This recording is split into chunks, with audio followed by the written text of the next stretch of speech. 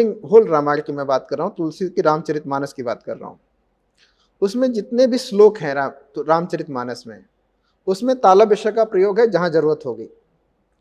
लेकिन जब दोहे, चौपाई, छंद और सोरठा की बात करते हैं, तो जहाँ पर तालव्य स होना चाहिए, वहाँ पर तुलसीदास ने दंत स का प्रयोग किया है।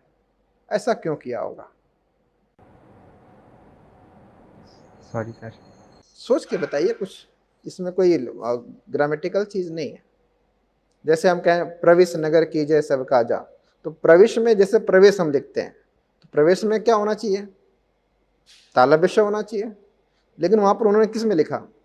सर इसका जो एक कारण मैं सोच पा रहा हूँ, सर एक तो मात्राओं की पूर्ति करने के लिए जो इसमें छंद में होती हैं, और सर दूसरा तुलसीदास जी ने संस्कृत का अवधीकरण किया था, तो सर इस चीज़ के लिए भी सर उन्होंने किया होगा। इंक्लूडिंग होल रामायण की मैं बात कर रहा हूँ, तुलसी की रामचरितमानस की बात कर रहा हूँ। उसमें जितने भी श्लोक हैं रामचरितमानस में, उसमें तालव्य श का प्रयोग है जहाँ ज़रूरत होगी।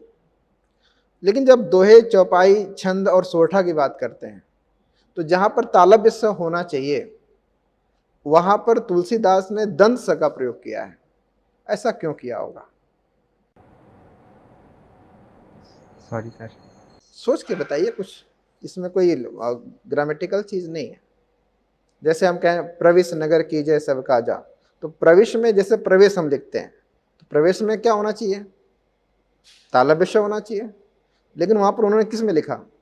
सर इसका जो एक कारण मैं सोच पा रहा हूँ, सर एक तो मात्राओं की पूर्ति करने के लिए जो इसमें छंद में होती हैं, और सर दूसरा तुलसीदास जी ने संस्कृत का अवधीकरण किया था, तो सर इस चीज़ के लिए भी सर उन्होंने किया होगा।